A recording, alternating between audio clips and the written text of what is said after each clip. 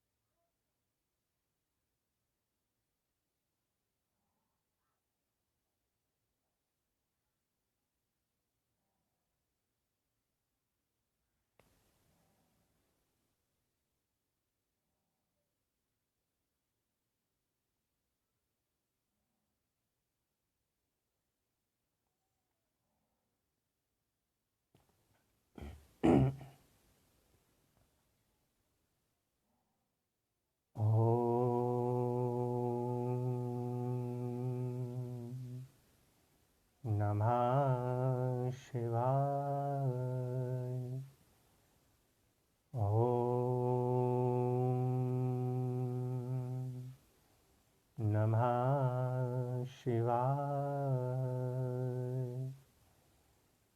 ओम नमः शिवाय।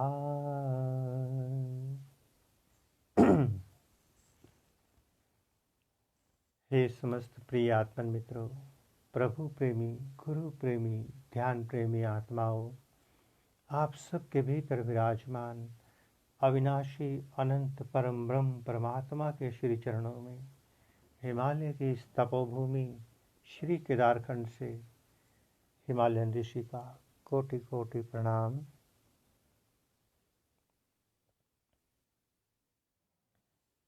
आइए प्यारे साथियों, सभी मिलकर इस हिमालय की ऊर्जा और हिमालय के ऋषियों मुनियों के चरणों में बैठकर कुछ देर के लिए अंतस्नान की ओर चलें। आइए इस ध्यान मंदिर में प्रवेश करने से पहले अपने समस्त संबंध, समस्त जानकारियां, ज्ञान, विज्ञान, अपनी बुद्धि, अपनी पहचान, मन, इन सब को ध्यान मंदिर के बाहर छोड़ देना। इनकी कोई आवश्यकता नहीं। ध्यान मंदिर के भीतर, ध्यान मंदिर में कोई जोत बत्ती, कोई दीपक, प्रसाद, मंत्र जप, कोई क्रिया, कुछ भी नहीं चाहिए। कोई दूसरा नहीं चाहिए। केवल आप चाहिए, आप। तो आइए भीतर चलें।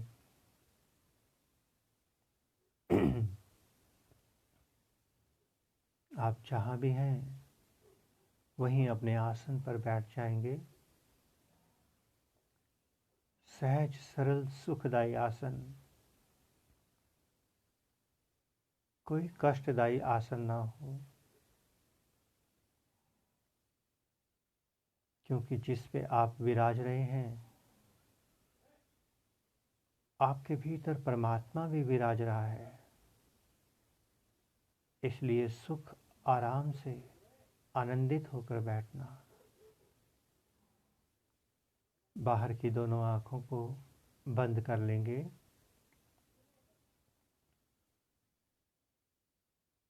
दिन भर ये चित्त, चेतना सब बाहर घूमते रहे और बाहर घूमते घूमते उन्होंने सारा संसार का कचरा इकट्ठा कर लिया और उसको अपने घर में ले आए। अब हम सभी ध्यान में बैठेंगे। ध्यान के तेज, ध्यान की ऊर्जा से, ध्यान की अग्नि से ये समस्त कचरा भस्म होगा। पुनः से सफाई होगी भीतर की। ध्यान के गंगा जल से अंतःकरण को धोते चले जाएं। दोनों भावों के बीच में शिव नेत्र आज्ञा चक्र पर अपना आसन लगाकर बैठ जाएं। अगर चेतना संसार से हट गई तो सहस्रार से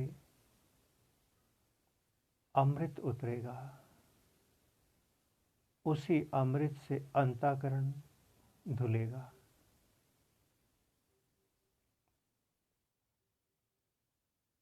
जैसे ही हम ध्यान में बैठे, भीतर की आंख ने भीतर देखना प्रारंभ कर दिया।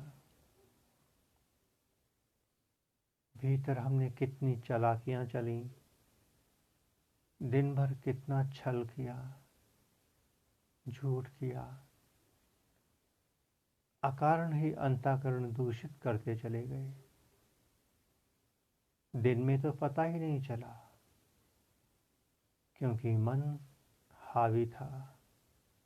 हम सब इंद्रियों के वशीभूत थे। किंतु संध्या की इस पावन वेला में हम मन और इंद्रियों से निकलकर अपने ही भीतर बैठे परम ब्रह्म परमात्मा और सद्गुरुदेव की शरण में आ गए हैं। जैसे ही हम अपनी माँ कुंडलिनी शक्ति की शरण में पहुँचे, परमात्मा की शरण में पहुँचे, उनके प्रकाश से ये सब अंधकार, अहंकार, विकार, विचार सब विदा होने लगे।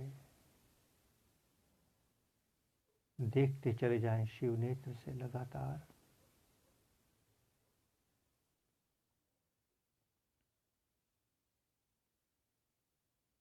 इतनी होश और जागृति से बैठना कि कोई भी इंद्रिय या कोई मन आपके आसपास ना आ सके। कोई पहचान नहीं आपकी। ध्यान मंदिर में बैठकर कोई पहचान नहीं। कोई मेरा नाम नहीं, कोई मेरा लिंग नहीं, ना मैं स्त्री ना पुरुष। मैं तो एक शुद्ध बुद्ध, निर्विकार, निराकार एक आत्मा हूँ। उस परमात्मा अविनाशी का अंश हूँ। इस आत्मा और परमात्मा के मिलन में ऊर्जा चाहिए। ऊर्जा अपने आप मूलाधार से सहस्रार की ओर चलती है, अपने आप ही। जैसे ही हम बाहर के 9 द्वार बंद करते हैं, ये ऊर्जा ऊर्ध्वगामी होने लगती है। और जैसे ही हम इन 9 द्वारों में फिर जुड़ जाते हैं, मन के साथ, किसी विचार के साथ, तो ये ऊर्जा वहीं रुक जाती है, ऊर्ध्वगामी नहीं हो पाती। अगर आप रास्ते में से हटेंगे तो ऋषि मुनियों की ऊर्जा आपके भीतर की ऊर्जा को ऊर्ध्वगामी होने में सहायक बनेगी। आप स्वयं अपना कल्याण कर सकते हैं। देखते चले जाएं, लगातार देखते चले जाएं।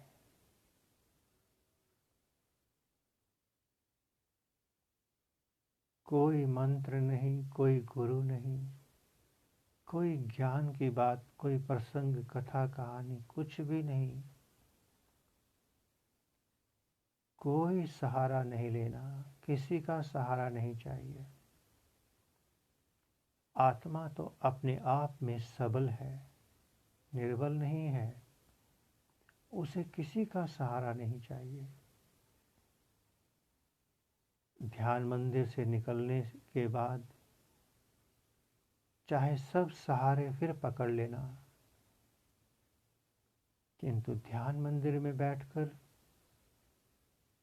सीधा सीधा रिश्ता बनने देना आत्मा और परमात्मा का।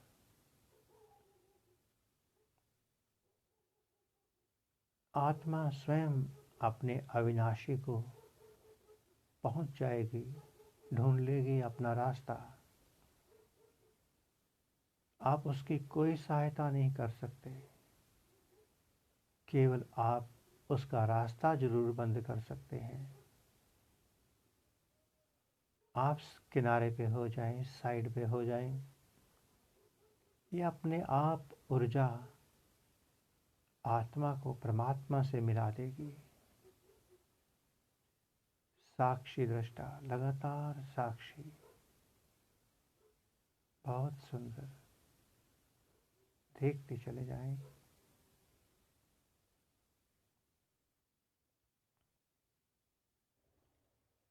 हम सभी साधक परम सौभाग्यशाली हैं, परम सौभाग्यशाली। कोई भी साधक खुद चाह कर भी ध्यान में नहीं बैठ सकता। ये माया बड़ी प्रबल है। ये तो उन ऋषियों मुनियों की कृपा है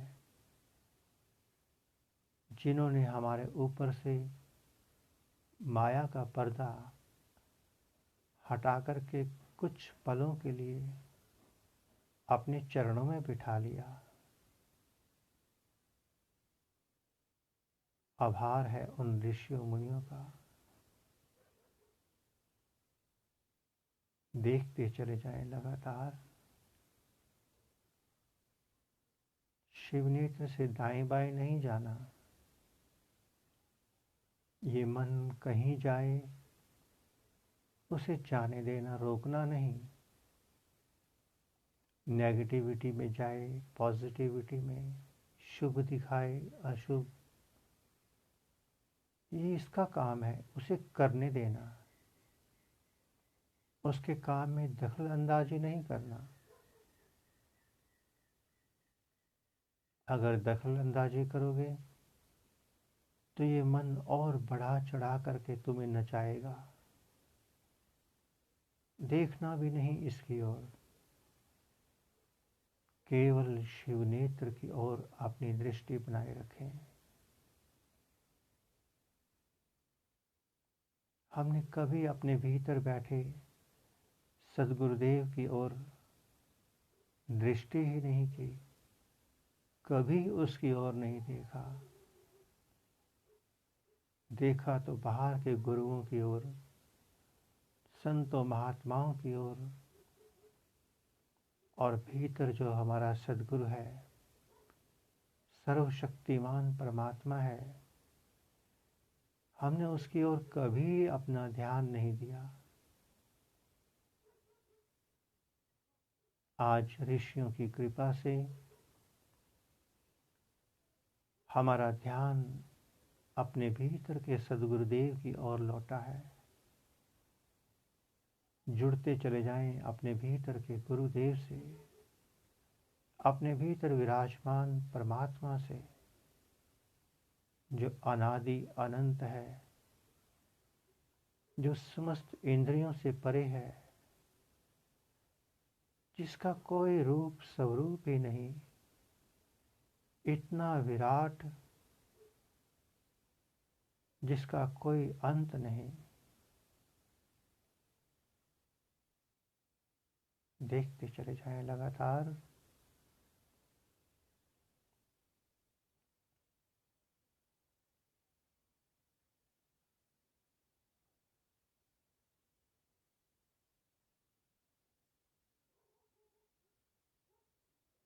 प्यारे साथ को अब थोड़ी देर के लिए पूरी तरह से मौन होकर, पूरी तरह से समर्पित होकर ऋषियों के चरणों में चलते हैं। उनके भीतर से निकलने वाली अमृत ऊर्जा को पिएंगे। कोई शब्द का सहारा नहीं लेंगे, कुछ भी नहीं। आइए पूर्ण मौन हो जाएं और साक्षी दृष्टा हो जाएं। इतना ध्यान रखना कि मौन होते ही कहीं आप मन के साथ नहीं चल देना। फिर ऋषियों के भीतर से निकलने वाला अमृत ऊर्जा प्राप्त नहीं हो पाएगी। इतना जरूर ध्यान रखना।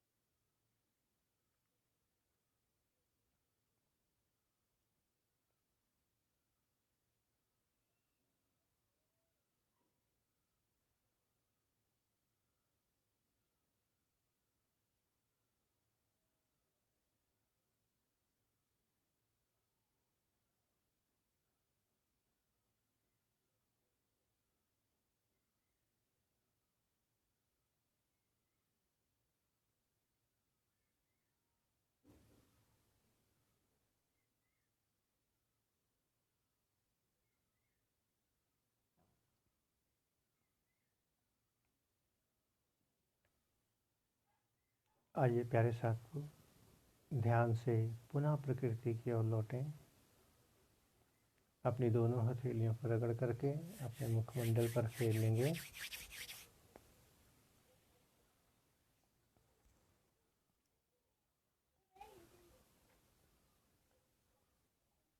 प्रभु ने हम सबको अपने चरणों में बिठाया। आइए उसका धन्यवाद करें, उसका आभार व्यक्त करें।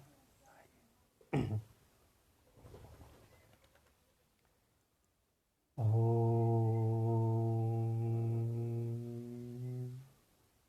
नमः शिवाय।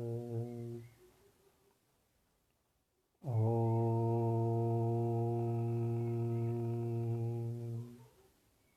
नमः शिवाय। ओम नमः शिवाय।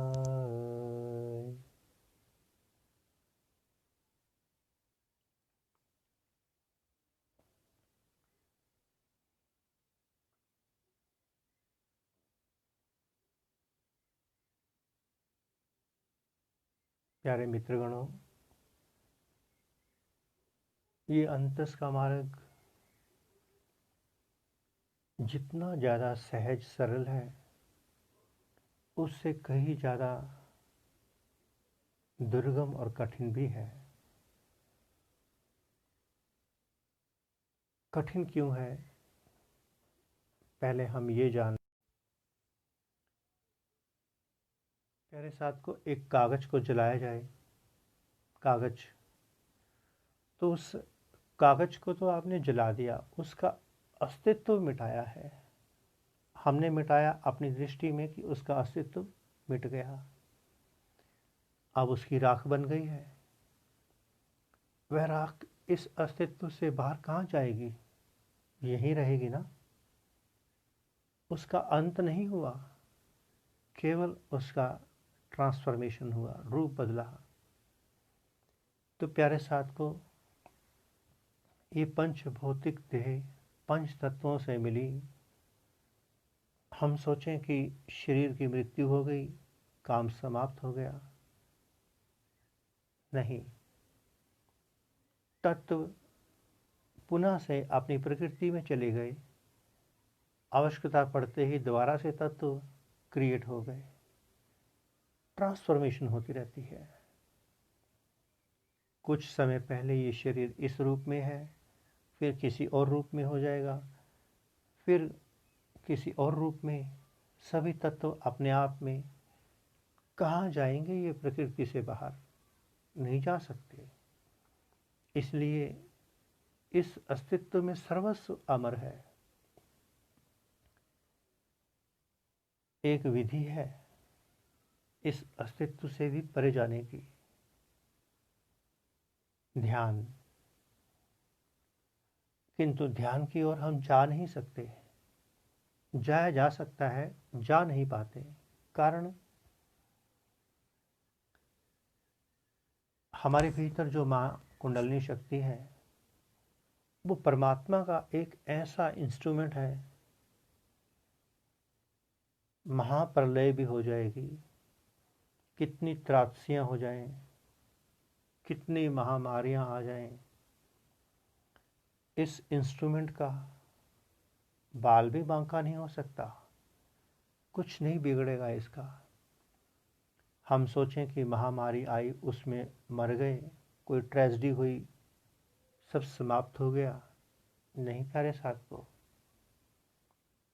ये एक ऐसा परमात्मा का बनाया हुआ सिस्टम है। पंचभौतिक देह जरूर विदा होगी, किंतु इसके भीतर की कुंडलिनी शक्ति पुनः से प्रकृति में प्रकट हो जाएगी। जैसे ही हम देह धारण करेंगे, वो वापस आ जाएगी उसके भीतर। हमारे समस्त पूर्व जन्मों का हिसाब किताब डाटा लेकर के ये कुंडलिनी शक्ति पुनः से प्रवेश करेगी शरीर के भीतर, और ये सदा जागृत रहती है। आप हैरान होंगे ये बात जान करके ये कुंडलिनी शक्ति तब तक मेरे लिए जागृत नहीं है जब तक मैं स्वयं सोया हुआ हूँ। जिस पल मैं जाग गया उसी दिन पाऊंगा कि कुंडलिनी शक्ति तो जागृत ही थी, जागृत ही है।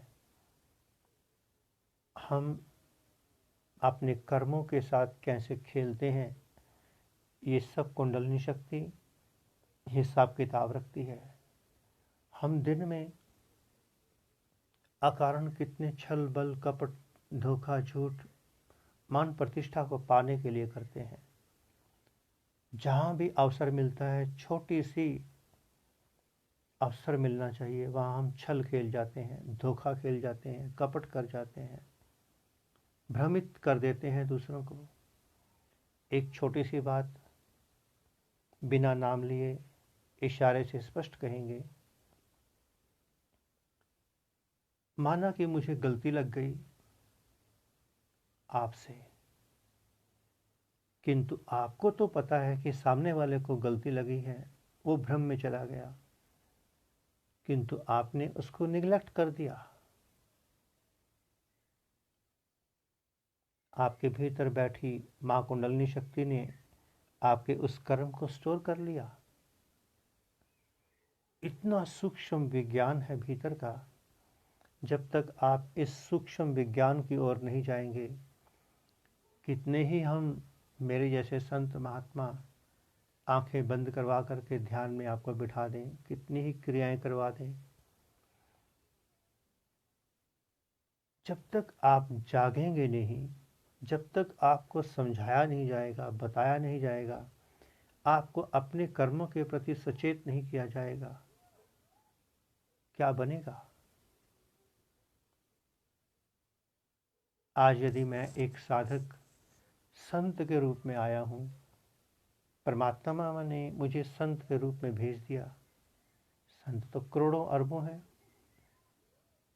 किंतु मैं कितनी ईमानदारी से, कितनी वफादारी से इस मार्ग पे चल रहा हूँ, इसका हिसाब किताब किसी दूसरे के पास नहीं है प्यारे साथियों। ये सारा हिसाब किताब तो मेरे भीतर परमात्मा के लगे हुए इस उस इंस्ट्रूमेंट के पास है, माँ कुंडलिनी शक्ति के पास। मैं सारी दुनिया की आंखों में धूल झोंक सकता हूँ, किंतु उसकी आंखों से नहीं बच सकता जो पल पल का डाटा स्टोर कर रही है, पल पल का। हमें अध्यात्म में उतरने में, शिखरों को छूने में, सुख दुख से पार जाने में क्यों समय लगता है? क्योंकि हम सोए सोए सब करते हैं, जागते नहीं हैं। ध्यान भी करते हैं तो सोए सोए करते हैं, निद्रा में ध्यान करते हैं। उस सोए सोए में, निद्रा में, ये मेरा गुरु, मैं तो अपने गुरु से बाहर जा ही नहीं सकता। अब गुरु भले ही कुएं में धकेल दे, क्योंकि जैसे हमें पढ़ाया गया, गुरु गूंगा, गुरु बावरा, गुरु देवन का देव, ऐसी ऐसी बातें हमारे दिमाग में अनर्गल भर दी गई, ऐसी उल्ट शिक्षाएं हमें दी गई कि हम निकलते ही नहीं बाहर। प्यारे साधकों, अगर मैं भी और साधकों की तरह चिपक के बैठा रहता तो हिमालय तक तो कभी नहीं पहुंच सकता था। और जब हिमालय में पहुंचा, पता चला कि ध्यान किसे कहते हैं, संत किसे कहते हैं, ऋषि किसे कहते हैं, तब क्या होता है? हम जब संसार में रहते हैं, हमें सब सिखाया जाता है, किंतु जीवन के कर्म कैसे कटें, कैसे हम साक्षी हों, वो नहीं बताया जाता। हमारा सूक्ष्म विज्ञान है, सूक्ष्म। आप देखते हैं अनेकों लोग दाने दाने को मोहताज हैं, कष्ट झेल रहे हैं, अकारण किसी को कुछ नहीं मिल रहा, अकारण नहीं मिलता। जैसे जैसे आप हम कहेंगे कि ध्यान को बिल्कुल छोड़ दीजिए, बिल्कुल ध्यान की आपको कोई आवश्यकता नहीं है। प्यारे साथ को हमारे जीवन का जो व्यवहार है वही दूषित है, हमारा चाल चलन, हमारी इंद्रियां ही दूषित हैं। हम कितना ही ध्यान कर लें, हम स्वयं देखते हैं जब हम गुरुजनों के पास थे, स्पष्ट देखते थे साधकों को भी, गुरुजनों को भी। कहना तो नहीं चाहिए, करनी कथनी व्यवहार में जमीन आसमान का अंतर अभी भी सब देखने को मिलता है। इसलिए हम कहेंगे प्यारे साथ को, ध्यान को छोड़ दीजिए, लेट देम मेडिटेशन। आप एक एक पल को जाग कर, जीवित होकर देखना शुरू कर दें। मैंने दूसरे को भ्रमित किया, क्यों? क्योंकि दूसरा भ्रमित होगा, मेरे रास्ते से हटेगा। मैंने दूसरे को ठगा, क्या हुआ? करोड़पति बना, खाने को क्या मिला? बेसिक जब तक मेरे जीवन में नहीं होगा, ये बेसिक मेरे को परमात्मा से दूर कर रहा है, स्वयं से दूर कर रहा है, मेरे भीतर बैठे सदगुरुदेव से दूर कर रहा है ये बेसिक, क्योंकि मैं जागता ही नहीं। हमारी समस्त इंद्रियां तो पवित्र हैं। परमात्मा ने जब हमें इस धरा पर उतारा, हमारी किसी इंद्रिय में कोई दोष नहीं था, कोई दोष नहीं था। किंतु जैसे जैसे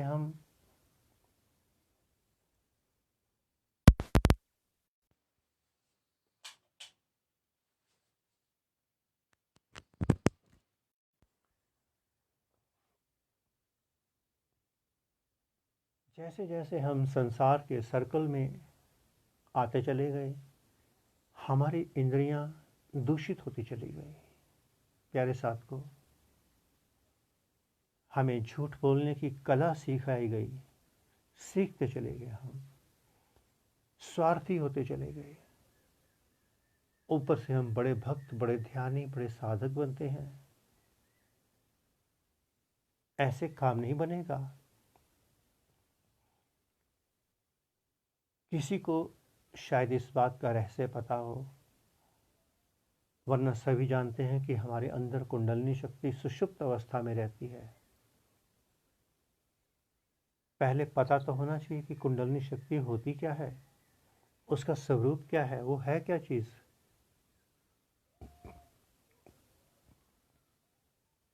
वो एक्टिव है प्यारे साथ को। आपको पता है कि जब स्पेस में हमारे मिशंस जाते हैं, वहाँ कौन सा फ्यूल काम करता है? कौन सा फ्यूल? कोई डीजल टैंक, पेट्रोल टैंक तो होता नहीं। प्राकृतिक ऊर्जा से चलते हैं, सोलर सिस्टम से। चाहे वो लाइफ टाइम वहीं रहें, उनका सोलर सिस्टम एक्टिव रहता है, सोलर से जुड़े रहते हैं, ऊर्जा मिलती रहती है, अनंत काल तक जीवंत रहते हैं। ठीक इसी प्रकार से ये देह अनंत बार विदा हो, रहे जाए, किंतु हमारे भीतर की जो माँ कुंडलिनी शक्ति है, उसको इससे कोई फर्क नहीं पड़ेगा, क्योंकि उसको पूर्ण ऊर्जा परमात्मा से, प्रकृति से मिल रही है। इसलिए वो जागृत है, जागृत ही रहती है। और जब तक हम उसको समर्पित नहीं होते, उसकी शरण में नहीं जाते, हम जा ही नहीं सकते। जाना तो बहुत दूर की बात है, हम जा नहीं सकते, क्योंकि हम भीतर से अपवित्र हैं। हम जागते नहीं अपने कर्मों के प्रति, अपने होश के प्रति। और ये माँ कुंडलिनी शक्ति एक एक पल का हिसाब किताब रख रही है। फिर साधक कहता है मेरा मन नहीं लगता ध्यान में, मैंने 10 घंटे ध्यान किया, 10 साल ध्यान किया, उस गुरु के पास किया, उस गुरु के पास किया, और जिस गुरु के पास ध्यान किया वो गुरु तो मायानगरी का दीवाना। तो प्यारे साथ को, मेरी जिंदगी, मेरी होश, मेरा विवेक केवल नेम एंड फेम के चक्कर में रह गया, पदार्थों के चक्रों में रह गया, चुगली निंदा में, जासूसी में रह गया। कभी मैं स्वयं को समर्पित ही नहीं हुआ। समर्पित हुआ तो देह को, कभी फलाना गुरु, कभी कोई, कभी अपने भीतर बैठे परमात्मा को समर्पित नहीं हुआ। कभी मैं राम के पीछे भागता रहा, कभी कृष्ण के पीछे, कभी शिव के पीछे, कभी दुर्गा के पीछे।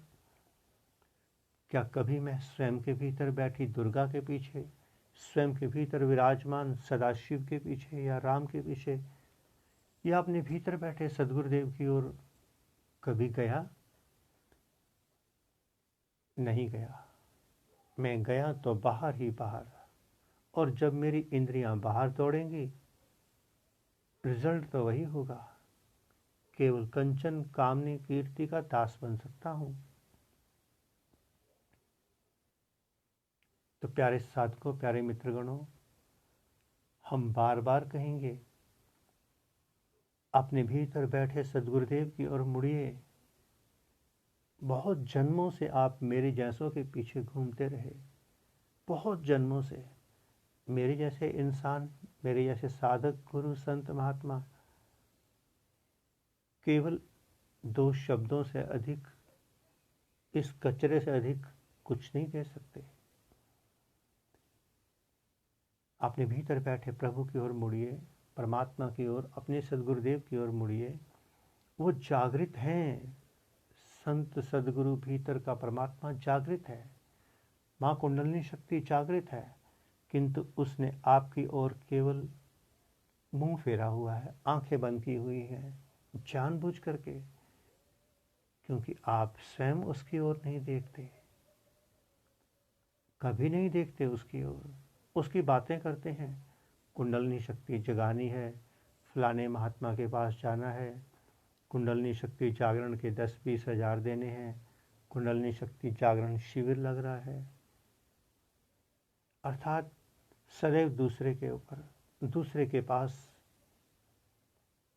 कभी आप अपने भीतर भी गए? कभी आपने अकेले में बैठकर उसके साथ बातें की कि हे सदगुरुदेव, मैं तुझे समर्पित हूँ, विकारों से भरा हूँ, क्या करूँ? कभी आप उसके चरणों में बैठकर रोए? कभी नहीं। रोए तो बाहर के गुरुओं के पास, जो कुछ नहीं दे सकते, केवल तुमसे ले सकते हैं, ले सकते हैं तुम्हारा धन, तुम्हारा तन, तुम्हारा मन, और साथ में तुम्हारी सारे इस अस्तित्व को दूषित भी कर सकते हैं। आप लोग गए तो उनके पास, कभी भीतर बैठे प्रभु की ओर नहीं गए, भीतर बैठे सदगुरुदेव के पास नहीं गए, कभी किसी ऐसे ऋषि के पास नहीं गए जो तुम्हारे सब बंधन काट करके, तुम्हें सब ओर से हटाकर तुम्हें तुमसे ही जोड़ सके। तुम उसके पास कभी नहीं गए। गए तो उसके पास जो तुम्हारी जड़ें काटता गया, जिसने तुम्हें कहा कि माता के पास, माँ को छोड़िए, पिता को छोड़िए, भाई बहन संसार छोड़िए, फलाना गुरु छोड़िए, मेरे मिशन से जुड़िए, मेरे से जुड़िए। कभी ऐसे संत ऋषि मुनि के पास जाना आपका नहीं हुआ जो तुम्हें तुमसे जोड़ सके? इसका सीधा प्रमाण है कि अभी मुझ पर प्रभु कृपा नहीं हुई। जब तक प्रभु की कृपा नहीं होगी, सीधा सीधा रास्ता देने वाला संत, महात्मा, ऋषि नहीं मिलने वाला। जिस दिन प्रभु आप पे मेहरबान होगा, वो मेहरबान भी तभी होगा जब आपके भीतर परमात्मा के लिए सच्ची लगन, सच्ची प्यास होगी। अनेकों साधकों ने लेना सीखा। हमने कहा कि सेवा करनी होगी, कुछ किनारे हो गए, देना पड़ेगा। फिर हमने कुछ को फ्लेक्सिबल कर दिया, दो या ना दो, अच्छा फिर तो मौज है। किंतु प्यारे मित्रों, प्यारे साधकों, आपके भीतर बैठा परमात्मा, आपके भीतर बैठा सदगुरु आपकी समस्त चालाकियों को, चुस्तियों को, समझता है, देखता है कि कितना ये स्वार्थी है, केवल लेना चाहता है, देना नहीं चाहता, कर्म बनता चला जाएगा। परमात्मा के नज़दीक नहीं पहुंचेंगे, कर्म बनेगा।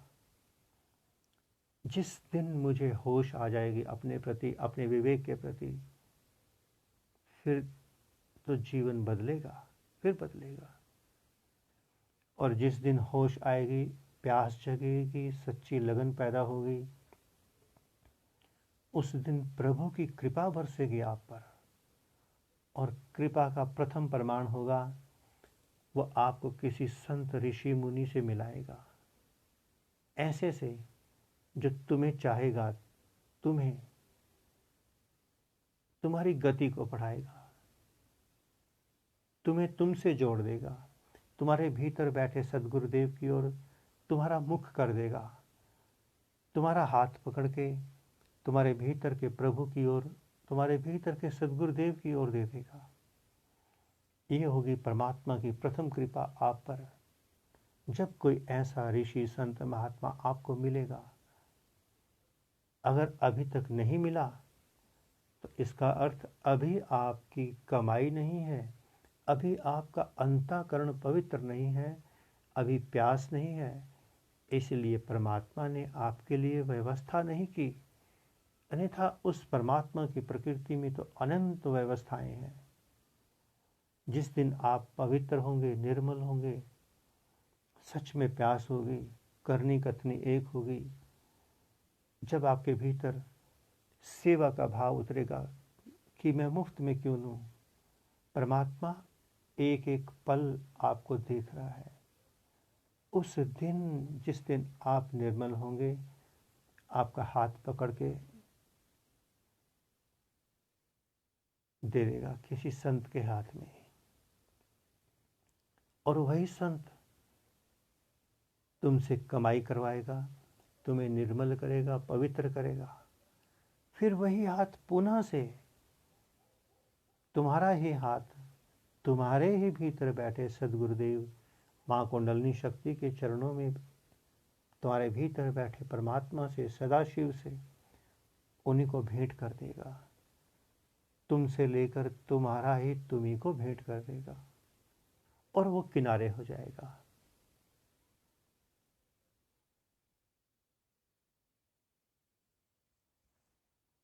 इतना ही स्वीकार करना प्यारे मित्रों। जितनी कृपा होती है, जितना आज्ञा मिलती है ऋषियों मुनियों की ओर से, माता भगवती सरस्वती की ओर से, उतना आपको प्राप्त हो जाता है। जो आपको प्राप्त होता है वही हमें प्राप्त होता है। हम सबको देने वाले ऋषि मुनि माँ भगवती शिवा, माँ कुंडलिनी शक्ति, माँ सरस्वती हैं, हम नहीं हैं। जैसे आप साधक हैं वैसे मैं भी साधक हूँ। हम सब पर उनकी अपार कृपा बरस रही है। पुनः से आप सबके भीतर विराजमान अविनाशी अनंत परम ब्रह्म परमात्मा के श्री चरणों में हिमालय की इस तपोभूमि श्री केदारखंड से हिमालयन ऋषि का कोटि कोटि प्रणाम। और संपूर्ण ब्रह्मांड में विराजमान, संपूर्ण हिमालयाज में विराजमान समस्त देवी देवताओं, समस्त ऋषियों मुनियों, गुरुजनों, संत महापुरुषों की ओर से आप सबको शुभ आशीष, शुभ मंगल कामना। प्यारे साथियों, एक एक कर्म को, एक एक मिनट को, एक एक पल को ईमानदारी, होश, विवेक, जागृति से जिए। कुंडलिनी शक्ति आपके हर एक एक कर्म का हिसाब किताब रख रही है। हिसाब किताब क्लियर हुए बिना भीतर प्रवेश नहीं मिलेगा। टू बी वेरी फ्रैंक, ओम सर्वे भवन्तु सुखिना, सर्वे सन्तु निरामया, सर्वे भद्राणि पश्यन्तु, माँ कश्चित् दुख भाग भवेद। ओम शांति शांति शांति। मिलते हैं थोड़ी देर में रात को 12 बजे फिर गहन ध्यान में उतरेंगे। जितनी देर तक ऋषियों मुनियों की आज्ञा होगी उतनी देर के लिए बैठेंगे। ओम नमः शिवाय।